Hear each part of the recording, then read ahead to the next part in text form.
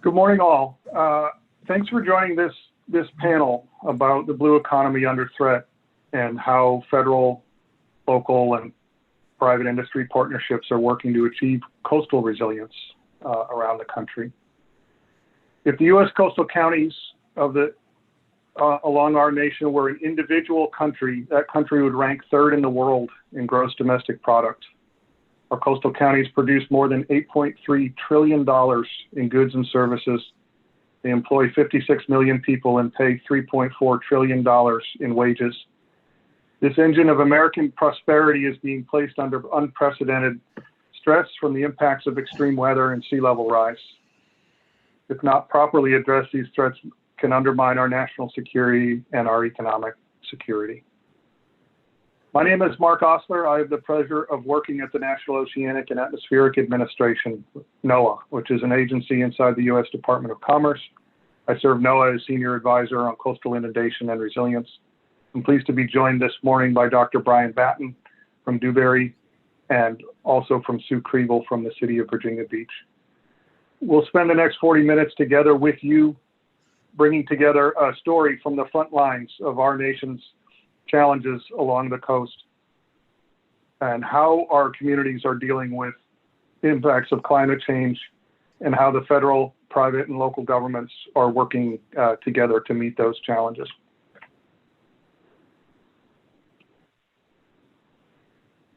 Here's just a quick snapshot of how our coastal states, counties, and communities are an economic engine across the United States. These communities, through marine commerce, tourism, extractive resources, are powering the economy and providing jobs and GDP, as noted. These communities are also under threat. They face the dual challenges of high impact events like hurricanes, as well as chronic stresses from sea level rise. Rising sea level means that floodwaters move further inland. They cause more severe erosion on our beaches. They destroy more infrastructure, loss of habitat, and loss of homes, and putting more people out of work and on the move. These impacts affect millions of people. And of course, the impacts themselves are disproportionately felt by those most vulnerable among us.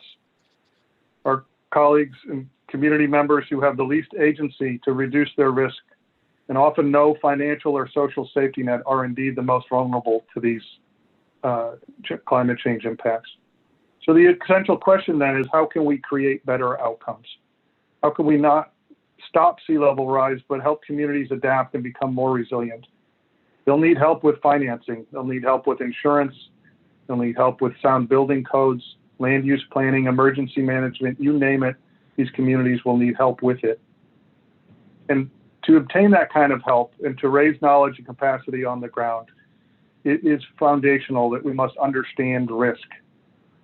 Understanding risk requires that you have baseline measurements on how things have been going and some skill at understanding on questions like what might happen next, how frequently might that happen, how confident are we on our projections, and critically, what might our future look like if we don't take any action now. Understanding these risks requires authoritative data in the location you need it and focused on the questions that matter most. Armed with these data, our communities can start to understand risk, incentivize better decisions earlier, and start to walk forward into a more resilient future. The story that we'll share with you today is one of those stories in a journey towards resilience, a journey that highlights the powerful connection between the federal investment in authoritative science, the private industry expertise, and the vision of a community galvanized by the challenge of creating a more resilient future for themselves. I'm going to start telling the story with a brief overview of NOAA's mission and describe some of our key work with respect to coastal resilience. Following that NOAA overview, you'll hear from the City of Virginia Beach about some of the challenges they are facing with respect to sea level rise and flooding impacts, and then from private industry and how they play a key role in understanding and aggregating those federal resources and insights, and then pivoting to deliver them at the local level for specific challenges and specific outcomes on the ground. So NOAA's mission is simple. It's science, service, and stewardship. From the surface of the sun to the depths of the ocean, we have a responsibility and a mission to the American people to understand our changing climate, our changing weather, our atmosphere, our oceans, and the human and ecological systems which rely on those changes. And critically, NOAA is unique in having a mission to translate and communicate these insights to the public on behalf of the public. Very quickly, with respect to coastal resilience, I want to touch in three areas: observations and data, tools and analytics, and then the outreach and training.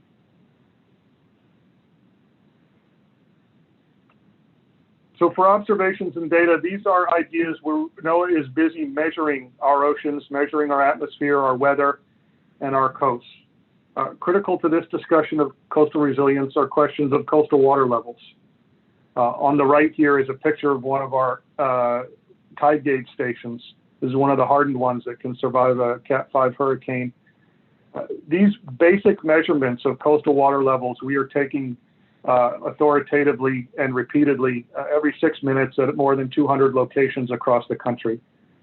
These measurements critically support safe marine commerce as shipping vessels come in and out of our nation's ports, as well as supporting all sorts of environmental monitoring and modeling that goes on. And for this particular story, questions of sea level rise are foremost. NOAA's tide gauge network is the foundational backbone for the nation on measuring and understanding the rate of change for sea level rise and how that differs in different locations across the country. We also similarly measure rainfall. In addition to predicting rainfall, we support and create the National Spatial Reference System, which is something that most people don't spend a lot of time thinking of, but it is the GPS-based system that allows GPS receivers, whether you're measuring the top of a wall or the corner of a building or the center line of a road or the height of a coastal water level, it is that spatial reference system that allows all of those measurements to relate to one another and understand that if you're making a measurement in one place and then a similar measurement 2 miles away, that you really can compare those two and that they are related to one another and are not just different because they were in different locations. We also manage the U.S. Integrated Ocean Observing System. We provide the authoritative shoreline mapping for the country. And we also map and control, keep control over vertical land motion, which again, for issues of coastal resilience, often vertical land motion is a first order contributor, contributing as much, in some cases even more, than changes in global mean sea level to changes in coastal risk. So all of these data are part and parcel of a pantheon of foundational observations that NOAA makes on behalf of the U.S. public. All of it is freely available, able to be ingested by private industry for use and value-added applications. In addition to the data itself, NOAA administers a host of tools and analytics. There are efforts to analyze and seek knowledge from those data. The data themselves don't tell us anything. What it takes is a trained practitioner to look at trends, to analyze them and understand what are they telling us and how might that be changing over time. And so key again to this discussion is publication of sea level trends, which we do across the country. Atlas 14 is parlance for understanding recurrence intervals and the likelihood of different rainfall intensities in different parts of the country. And so between water levels and Atlas 14, you have coastal water levels and you have rainfall, together with data from the USGS and NOAA on land elevation and from USGS and NOAA on riverine flooding. You have the land and you have the water and you have now how those pieces are changing. Having authoritative, publicly funded sources for that information guarantees that the U.S. public will have access to the key data sets that are required to make sense of how environmental change is likely to impact folks on the ground. On the right here is a picture from NOAA's Flood Exposure Mapper, which is a GIS tool that's available through our Digital Coast platform that helps overlay different approximations of flood risk with questions of societal interest like poverty, land use cover, different ages of communities. So we start to understand not just risk, but vulnerability. What is at risk? And how might that help inform better decision making on the ground? We provide coastal economic county snapshots. Any county in the US, you can go on Digital Coast and look up an economic snapshot of what is your piece of the blue economy and how is it made up and how are coastal interests impacting the bottom line for your local chamber of commerce and your local politicians. And then lastly, part of this suite of tools and analytics is NOAA provides a high tide outlook and has done for the last couple of years. High tide flooding is a term we'll circle back to in a minute. But the idea is that a community is suffering a flooding impact from the coast when there's not a storm going on. It's a sunny day. It's a high tide, highest tide of the month, perhaps, or of the season. And we are across the U.S., particularly the U.S. and East and Gulf Coast, increasingly seeing instances of high tide flooding where things that used to be dry are no longer dry on a regular basis. Just yesterday, NOAA released the 2019 high tide flooding outlook, or flooding recap, and the 2020 look forward for the flooding outlook. And the rate of high tide flooding has more than doubled across the United States in the last 2 decades and is projected to increase. If you're using all the tools of this conference, I've put in a link in my speaker profile to that high tide flooding outlook page if you wanted to go explore that. And then lastly, I wanted to touch on grants and training. In addition to the foundational data and the analytics and modeling of the science to make sense of that, NOAA also critically carries a mission to fund work out in the public, to push monies out through grant programs to the public, as well as to use our own staff and resources to build local capacity to engage with these data, to understand them, and start to marry those scientific insights critically with local thoughts on what are the challenges, what are the priorities of local communities in relation to your local history, your culture, and the future that the community is headed in together. Those types of applications are not possible at the federal level and not proper for the federal government to undertake. But we do pick up and carry our information into the local communities so that folks have the education and understanding to grapple with these challenges on their own terms. And so on the grants and training, I've mentioned a few up here on the slide. Critically, NOAA in the last 5 years has pushed out more than $180 million worth of coastal resilience funding.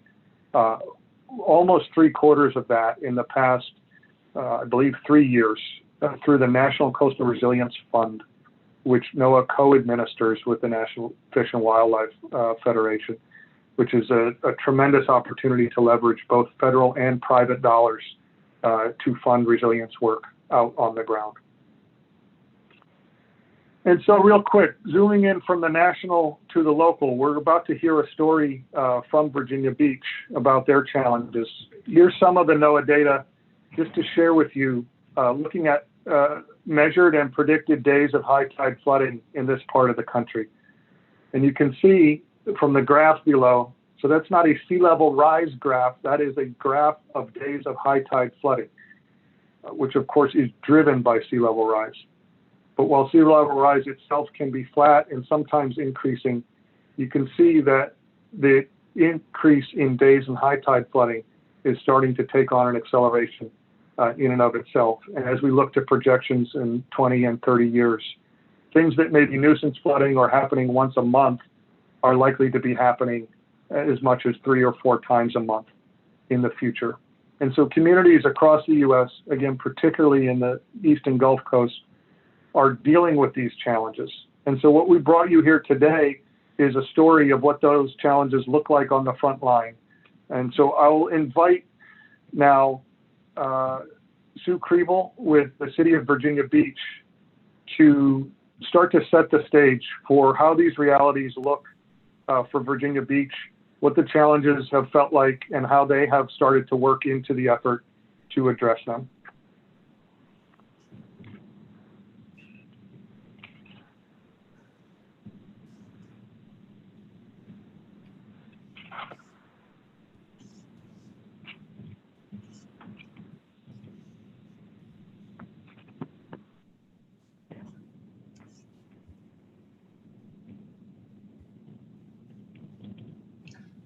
All right, are y'all seeing the correct view?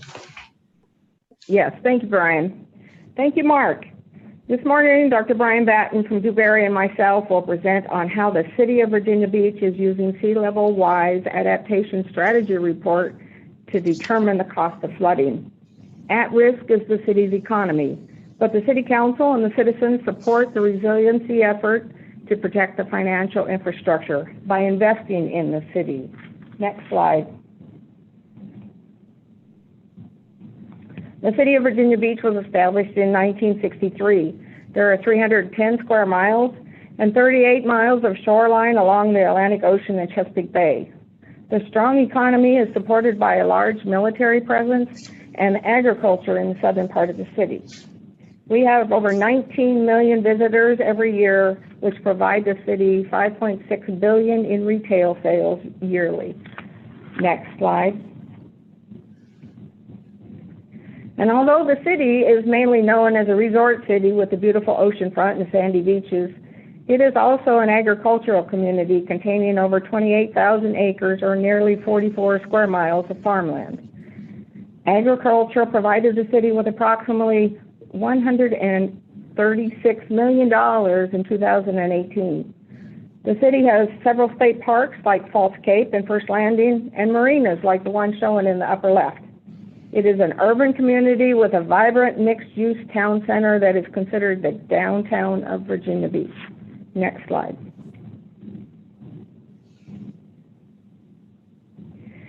With the average elevation in Virginia Beach at 10 feet, you can imagine we receive a few flood complaints from time to time.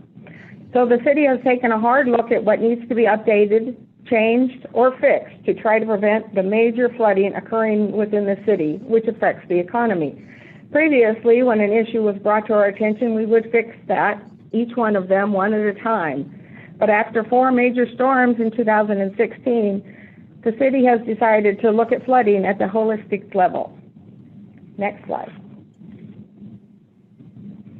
Every city has the need to borrow money from time to time in order to improve its infrastructure and services. In order to borrow money at the lowest rates, cities must maintain a high credit score, much like one of us trying to get a car loan. Credit rating agencies such as Moody's Investors Services have incorporated climate change questions into their credit ratings for state and local bonds. If cities can't answer these questions shown on the screen, it can negatively impact their ability to borrow money. The Moody's questionnaire was sent to Virginia Beach in 2015. Luckily, we were able to provide robust answers to all of these questions. Moody's in December of 2018 announced that it would begin evaluating how cities can handle climate change risks in their credit ratings. The S&P is also doing this. Next slide. In order to protect the economy and the future of the city, City Council provided a CIP funding in 2014 to 2015 for 2 major studies. One is the Sea Level Rise study, which was completed in March this year, and the other is the Master Drainage study, which is still ongoing. So how are these 2 studies related? Sea level rise, increased rainfall, and coastal surge have brought these studies together. The boundary conditions for the sea level rise study are being used to inform the model, and then the model conditions are being used to help inform the sea level rise. The cost of the sea level rise study was $4 million. And the cost of the master drainage study is $12 million. Next slide. So Brian is now going to talk to you about tackling the challenge. All right, thanks, Sue. So Dewberry came on board with the City of Virginia Beach in 2015 to help them break apart the challenge of how to recognize what the future would bring in terms of increased coastal flooding and how to develop a set of strategies to address that. For a little background on Dewberry, we're a national, privately held, full-service architecture, engineering, consulting, and geospatial firm. To do this kind of work, we have a long history, over 40 years, of working with natural hazards in terms of modeling them, mapping, working on mitigation, going out post-disasters to understand how it affected the built environment, and then working on recovery efforts to help those communities rebuild in a better way. We leveraged this experience over 10 years ago to start a climate resilience practice, and since then have had the opportunity to work on numerous federal, state, and local studies, such as Virginia Beach. For a complex study such as this, it truly takes an army of individuals. And here, across our company, we brought over 150 professionals, over 14 different service lines, with 12 PhDs contributing to the solution, along with several subcontractors providing niche services. And I definitely want to recognize their contributions today, just as I have the privilege of speaking to you about what we have done. When we sat down with the city initially in 2015, we worked to establish what the goal for the study should be and the preferred outcomes. The goal is stated here, but a simpler way of stating it is to ensure the vibrant future of Virginia Beach. And that is as a prime coastal resort community, their economy, and the quality of life of their citizens. To do that, we want to understand what future sea level rise will bring in terms of risks and impacts to the city, and then create a host of strategies to address those.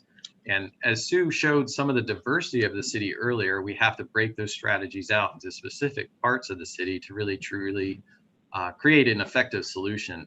And as we do that, we want to make sure we partner with the public to inform them and engage them and have buy-on on the path forward. As we work on studies like this for any given community or entity, it's really the federal investment in data and tools that make it, give us the ability to do what we can do. Here is kind of a laundry list across several federal agencies of items we leveraged to help us accomplish what we did for Virginia Beach. We, of course, gave NOAA the longest list today since we're speaking with them. But truly everything from the water level data that Mark mentioned earlier to flood hazard modeling data from FEMA, topography and elevation information from USGS, and many tools from the Corps of Engineers help us give us the ability to do what we can do. As we work to address the problem in Virginia Beach, it's truly complex and it takes a long time. In this case, it took about 5 years to work through these 4 phases, really the first 3 phases that we're showing here. Now, the core of the effort starts in the beginning. We have to lay the foundation in phase 1. And this is where we leverage a host of data developed by NOAA and other federal agencies to really understand the water hazard conditions of today, and then look to the future to see how they'll impact the city, but also look at other compounding factors such as how land development's changed, how the marsh and ecology has changed and degraded over time, and then build an understanding of how flood hazards will be changed and then how it will impact the community. We use that to inform phase 2, which is looking at strategy sets one by one to understand how they can work to solve that problem. And then as we move to phase 3, again, it's pulling them back together to create an integrated solution and relating that back across the city's diverse geography. And now the city's in phase 4 and working to implement those strategies. This figure shows the city of Virginia Beach, and the blue arrows represent the flood pathways into the city for coastal floodwaters. There's a lot of arrows here, and we like to say it's complicated. And Virginia Beach truly does have a very complicated flood hazard picture. We have flooding coming in from the Atlantic Ocean, from the Chesapeake Bay, from the Elizabeth River to the west, and from the south state of North Carolina into what's called their Back Bay. Some things we want you to take away from this is, one, there's flood coming in from lots of directions, but fortunately for the city of Virginia Beach, a lot of their flood risk is within the city. So there's some opportunities to perhaps stop these floodwaters from entering and improve resilience to flooding in that way. There's also challenges in that these floodwaters go through adjacent communities and also from adjacent states. So we have to be careful in what we propose and make sure there's no adverse impacts on those communities, and work and partner with those communities to forward a solution. As we work to understand what the future will bring, we look to the NOAA federal sea level rise projections for how water levels will increase to the future. And this graph shows those projections from the year 2000 to 2100. What we want to get away from this is, there's a cone of uncertainty that reflects some different outcomes towards the future. And that can sometimes be a big challenge for communities to get their arms around, to set scenarios and to plan and take action against them. Fortunately, in this case, we took a middle of road type of approach and selected the intermediate curve, but it was also informed by several other information. In Hampton Roads area of Virginia and Virginia Beach itself, sea level rise is considered a fact, and that's supported by visual evidence, folks just seeing waters come up on their properties, observed increased instances of flooding like Mark showed earlier. And then we also have the long-term record, which was created by NOAA and folks at the Virginia Institute of Marine Science have analyzed. And in a similar graph that he showed earlier, we're looking at water level observations. We can see that it's not a linear trend, that the sea level rise is accelerating. And when those researchers project this out, we get scenarios very similar to what we've identified for our planning efforts here. So this gives us a lot of confidence in moving forward. We take those future condition scenarios and relate them to the existing water level conditions today. And it's important to look at a range of conditions, everything from daily high tides to nuisance floods to when a coastal flood advisory is issued, and then hurricane-driven storm surge, so we can see all the different types of ways the hazard will manifest itself in the future. We have 3 examples here that I'll just go through quick. And the first one on the left is just showing how frequent high tide and a nuisance flood might occur. And this is when some roads are flooded and we have flooding in people's yards. And today that might happen 4% of the year. In the middle of the century, about half of the year, we'll have those kind of conditions. And then towards the end of the century, almost all the time. So this paints a difficult picture that we have to wrap our heads around and plan against. In the middle, we're showing how the FEMA floodplain may change in the future. And the 3 colors represent the lightest one, today's condition, 1.5 and 3 feet of sea level rise. So this allows us to know what areas may be flooded in the future, and it informs land use and land development decisions and mitigation options. And then we want to see how frequent the large floods that really cause significant damage to the city, how their frequency might change. In this case, one example here is the 100-year flood that we often refer to in the FEMA world. Today, the odds of that occurring are 1 in 100, and that's how we get that 100-year nomenclature. If we look towards the future, towards that 3-foot scenario, the odds become 1 in 3 any given year. So this helps us understand we truly have to take some measures and steps to mitigate this kind of condition, or it will affect the economy and the quality of life in the city. We take information such as that and we can pull it into a geospatial framework. We can leverage individual building data from the city. We can leverage the value of those buildings from the tax assessor database, and we can pull that together and use flood loss economic models to estimate what's the true risk of these flood conditions and where does it exist beyond just looking at the floodplain. This map that we see in front of us shows the risk in dollars in what's called average annualized losses. So this is a loss that could occur any given year based on a range of conditions that could happen over time. And it helps us see where the risk is and where it's concentrated. It's a heat map. So in the red areas, that's where we have a lot of risk. And this helps us see where we can direct our efforts to mitigate this risk and buy it down in the future. We also want to pull these kind of numbers together community-wide to understand what's at stake and communicate that to the city stakeholders. And this graph on the right shows that today, any given year, the city is exposed to potentially $26 million of losses from storms that may happen across the range of conditions. That increases by 3 times towards the middle of the century and 12 times towards the end of the century. So that 12 times increase long term is truly the cost of doing nothing, and the losses, the disruption of the community and the quality of life, the degradation of that is what the city would like to avoid in the long term. It would truly make for a difficult picture. So how do we plan against that? We have a complex problem that requires a multifaceted solution. And what we have done is identified 4 layers or facets of strategies that we can pull together and apply together to try to buy that risk down.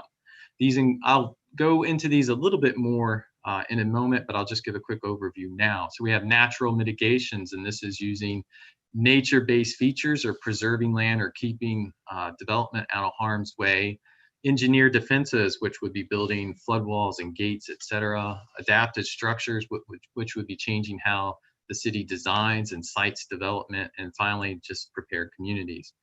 One thing we'd like to note today is that when we first got into this effort over 5 years ago, there was a lot of focus on engineered defenses and how to protect almost all the city from these kind of issues. As we've learned and progressed through the last 5 years, the conversations really broadened, and some of the first projects that will move towards implementation out of the study, and some of it's happening now, are looking at voluntary acquisition of very highly flood-prone, flood-loss properties and marsh restoration. So we'll talk quickly about natural mitigations, and here there's icons for a range of strategies that fall under this envelope, everything from beach nourishment and raising dunes to marsh restoration to moving some houses out of harm's way. We have a pictorial of a concept that we're looking to apply right now, which is marsh restoration using a technique called marsh terraces. And this is to close off an area of open water that's opened up over the years as sea level rise and additional waves, et cetera, have degraded that marsh and allowed additional water to flow through this area, and it has increased flooding. So this is a great example of the use of marsh restoration to close that pathway off a little bit more and reduce flooding. There's several engineered defense strategies, and we have two levels. The first one is what we term the citywide alternatives. And here we're using very high level, robust level of protection in terms of storm surge barriers, levees, and seawalls to create opportunities to intervene in those flood pathways that we showed earlier so we can keep them from getting out of the city. The combination of these alternatives, we have 3 different variations of this, can protect from 28 to 45,000 homes within the city and reduce the amount of flooding from 45,000 to 45 to 85 square miles. At that great level of protection comes at great cost, and the cost of these range from $1 to $2.4 billion. So the costs are significant, and those are in today's dollars. The implementation of these strategies does take some time as they go through feasibility and design. So it's certainly a very expensive solution, but it does offer a lot of opportunity. Below that, we can use structures to just keep floodwaters from getting to some of the most highest risk and most vulnerable areas in the city. We call these our neighborhood level alternatives. While there's a lot of opportunity here, instead of protecting up to 45,000 structures, we're only protecting a few thousand structures and up to maybe 23 miles of reduced flooding square miles. The costs are much lower, from 10 to 70 million per project for a total of 185 million. Still a large cost, but much cheaper than the billion-dollar solutions. We also look at the existing developed environment and then how we can use some of our floodplain management practices and standards to reduce vulnerability and risk in the long term. And this is everything from keeping future development from these flood prone areas to having higher standards to have additional freeboards, so to build buildings higher off the ground, to move critical facilities out of harm's way and elevate existing structures. And finally, prepared communities is just using the information gained in our knowledge gain, reaching out to the business community, to the public, helping them understand the issues, letting them know how to protect themselves, especially military, where we have a lot of service members coming into the area. They're renting homes, they don't know their exposure. How do we help them in the long term? As these strategies come together, we get a map such as shown on the right. And there's a lot going on here. We don't expect you to, we don't want to go through the whole thing today. We want to have 2 takeaways. And one, there's a lot of different ways to address this problem. They come together as an integrated solution, but it's complicated and you have to break it back apart as the city implements it in the different aspects of the city governments. We also want to emphasize that some of the strategies overlap. Here in the southern area especially, we can have this red line represents a line of flood protection, but there's also opportunities to elevate or have voluntary acquisitions of homes behind that line of protection. So there's some decisions that have to be made and some further feasibility studies that have to be done. And what I'll do is turn it back over to Sue now. She'll talk about how the city is carrying this kind of vision forward to implementation. Thank you, Brian. So how does the city take the great work that DuBury has done and use it within the city? Next slide. On June 16th, the City Council adopted the Sea Level Rise Adaptation Strategy Report into the City Comprehensive Master Plan.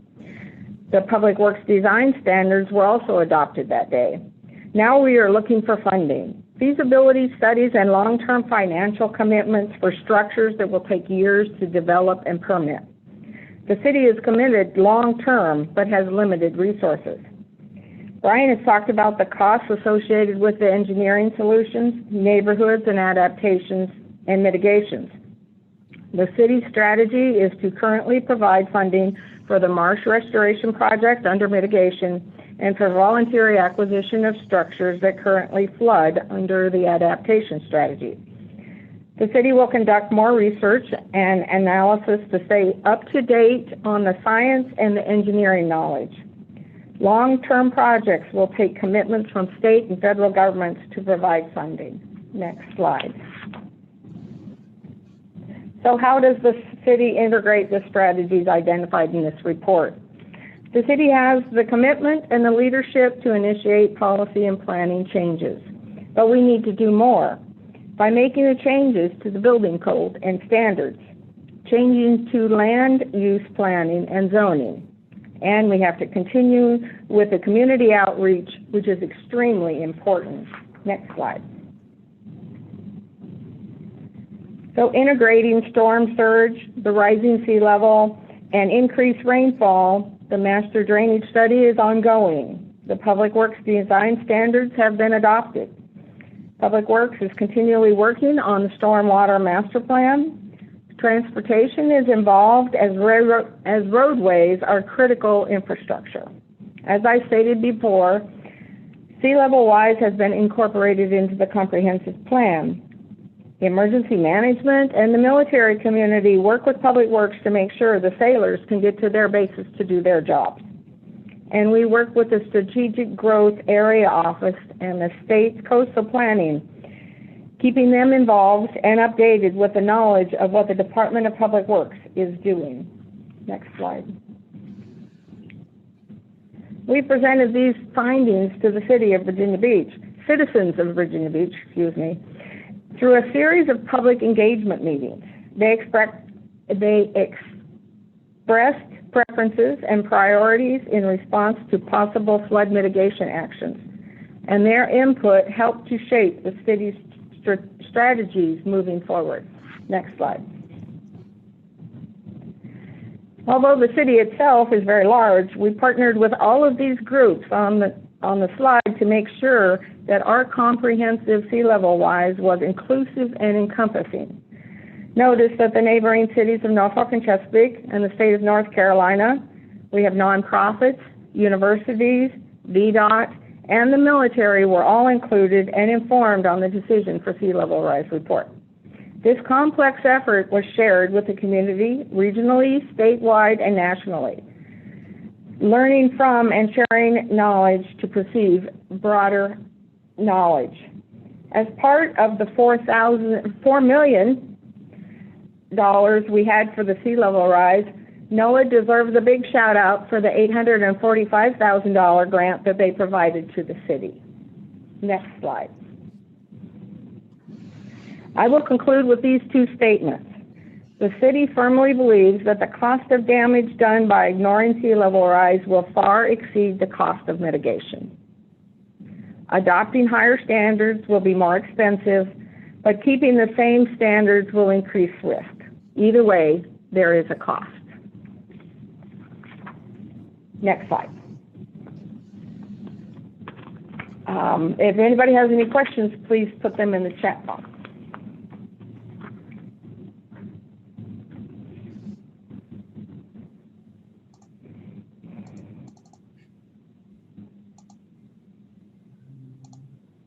All right, Mark, I'll turn it back over to you. I think you had a slide for taking questions and answers.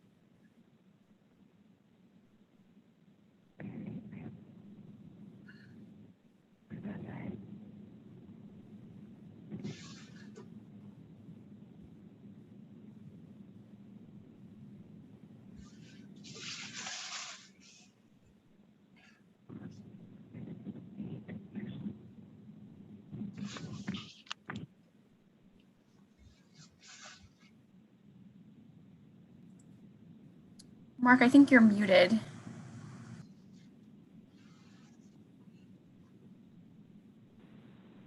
How's that? Thank you. So, Sue, you touched on the idea that there were a series of storms that caught the public's attention and really kind of changed the dialogue within the community with regards to the severity of this challenge.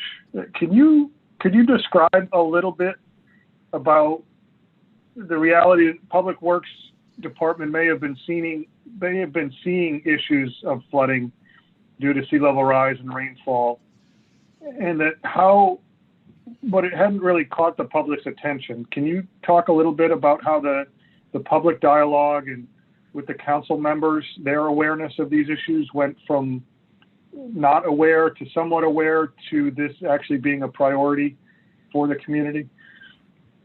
Yes.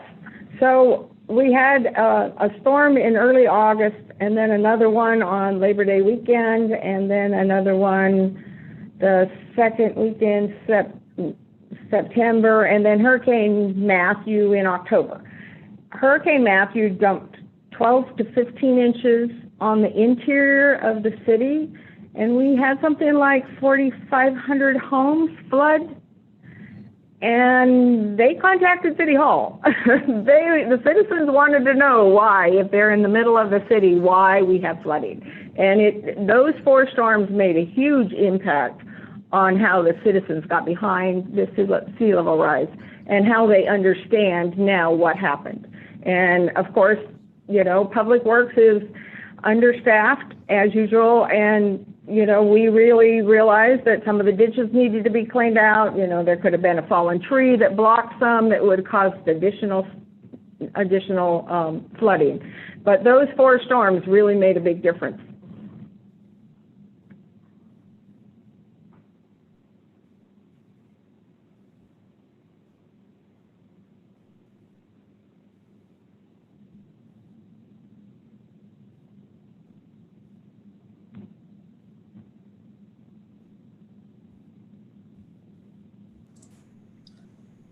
Mark, I'm not able to hear you, but you're not muted. Maybe try muting and then unmuting. Yeah, thanks. Okay, yep, great. Thanks for the reminder. Again, one of the questions here is about the role that building codes play in this, and how do we see building codes advancing to incorporate changing risks from climate change? Let me take a quick swing at that, and then I'll pass it to Brian or Sue. They want to chime in. I'd say in general, as Brian's work outlines, there are just myriad options on how to address these challenges, and the local specifics are very important. In many cases, it makes sense to maybe realize that certain assets can't be moved but may still be under increasing risk. And these are areas where building codes can really make a difference. I think we as a country certainly learned after Hurricane Andrew in Florida in 92 or 95, that transformed the national building codes with respect to hurricane force winds. And we have seen success stories with respect to adaptation and adoption of modern standard building codes to stand up to extreme events. So I think really as a community are seeing the proof is in the pudding. The challenge is, of course, at the local level, establishing those standards and enforcing them. So Brian, Sue, do you have notes from your perspectives on building codes specifically? Well, what we have done is it is in our code that if it is a critical infrastructure, you know, a hospital, a roadway for evacuation, the fire department, those kind of things, if we build a new building, they have to be over the 3-foot sea level rise. So we are requiring them to build it to that capacity now. And that's one of the reasons that the sea level rise and the master drainage go hand in hand together, because we're developing all the models and we send those out. We send the 100-year storm out to everybody who requests it, and they cannot increase the flooding to upstream, downstream, or to adjacent neighbors, or we don't accept the project.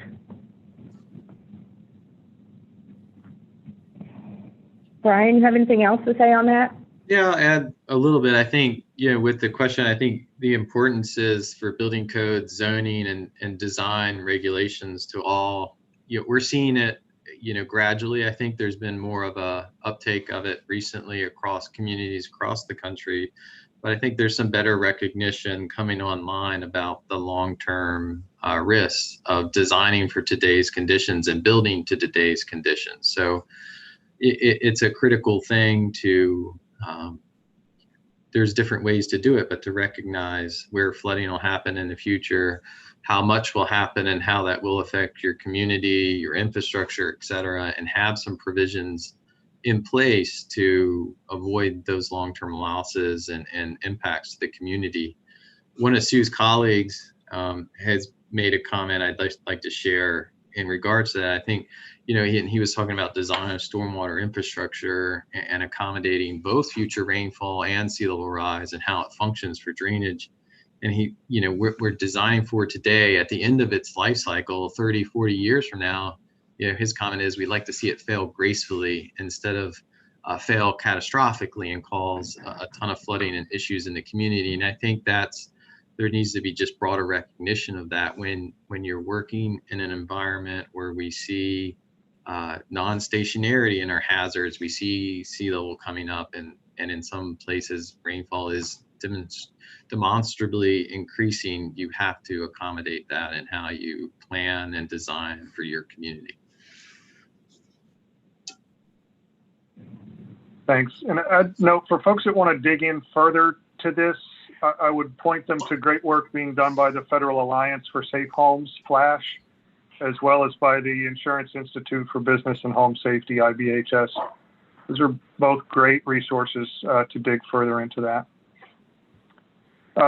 Sue, there is a question here I'm going to pass to you. It is asking, has Virginia Beach ever worked with other regions around the country to learn from them? Or I would suggest to share to them and help teach them the journey that you've been on. But to what degree are you seeing the ability, the appetite to have dialogue from community to community or region to region on similarities of how to tackle these challenges? Well, the word is definitely getting out. I don't think it was last week, it might have been the week before. We had a presentation that included on a private partnership that included Broward County in Florida. And they had taken and read our strategy and adopted some of that themselves. We had an email call from the University of Utah that had questions on what we were doing and how we were going. We put them toward our web page and asked them to read that before they determined which questions they wanted to ask. We did something like 47 presentations last year, and I think we're at 20 this year.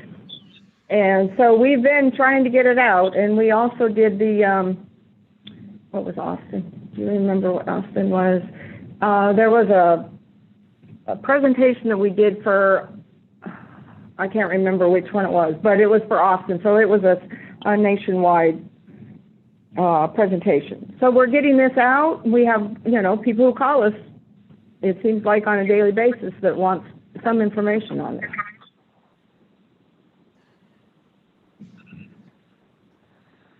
Okay. Thank you, Sue.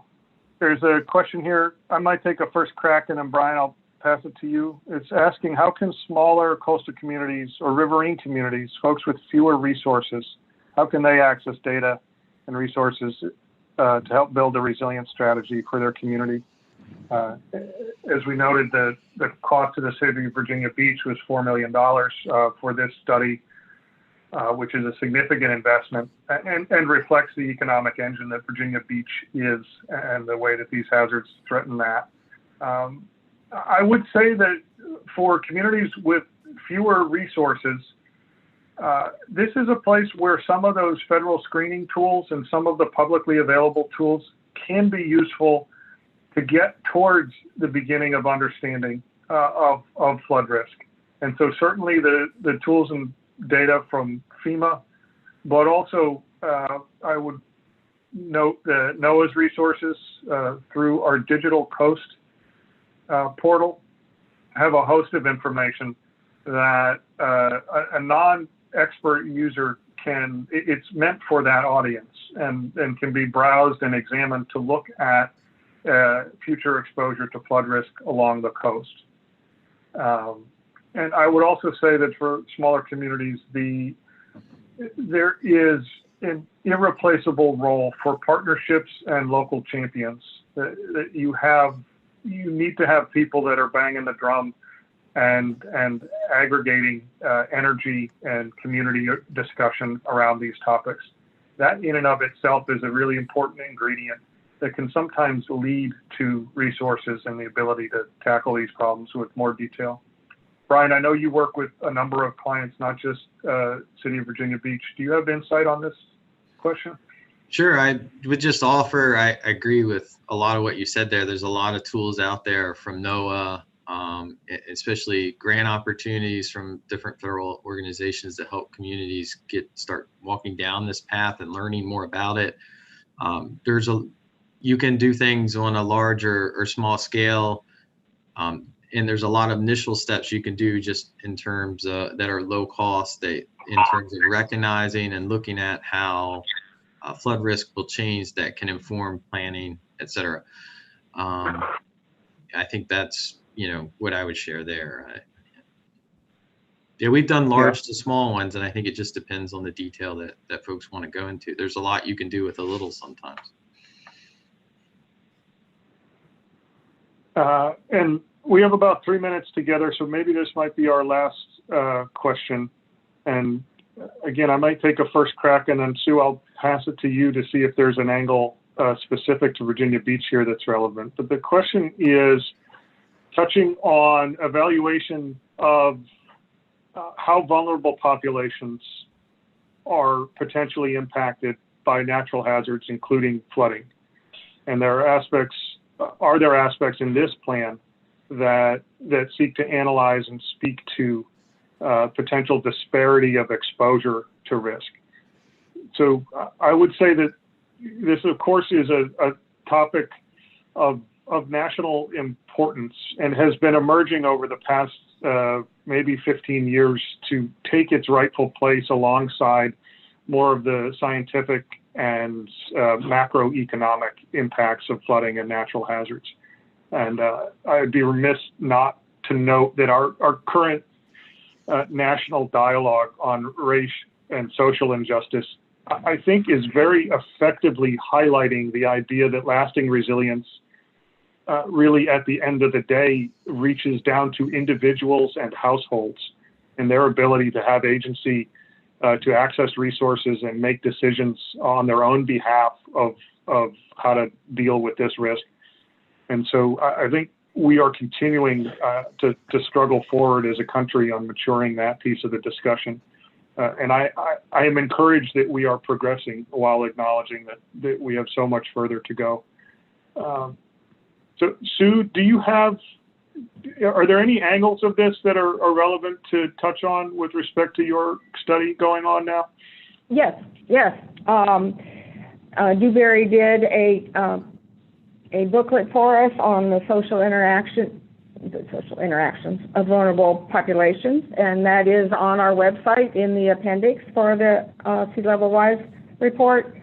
And what they did is they took the census data and they intersected that with our future floodplains to determine where our most vulnerable populations would be.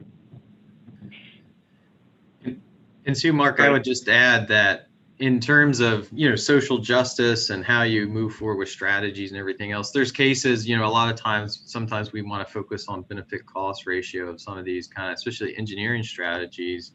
And care was taken as we went through parts of the study effort to try where we were looking at, some social justice and trying to offer protection to some areas that may not have been, that actually lowered benefit cost ratio, but to offer more protection to a broader range of individuals so that, we could say we're not looking just to protect the most valuable real estate in the city, that we're really truly trying to do the best for the city as a whole. Yeah, appreciate that, Brian. I would note your reference to benefit cost ratio is a key mechanic in terms of allocating federal spend across a whole number of agencies. And this topic, that the math of the benefit cost analysis is incomplete in that it does not fully account for That's correct. Social costs. It does not fully account for environmental services and ecosystem function. And so that is certainly a known and exacerbating problem that is a topic of discussion very frequently within the federal family about how we administer our grant programs and all of the mechanics that are involved with executing towards the public trust. And again, that might not have been such a robust discussion a decade ago. And so while frustrated with the pace of change, I am encouraged that it is increasingly part of the dialogue and central to it. So with that, I see us at the end of our time. I'd really like to thank Sue and Brian for joining me and sharing their story from the front lines about how federal investments in science and information can help provide a foundation for local community resilience in partnership with private industry. And I'd also like to thank the U.S. Chamber of Commerce Foundation for inviting us to convene this morning and spend the time together. Thank you all for spending part of your day with us, and hope you have a great day, great week ahead. Take care.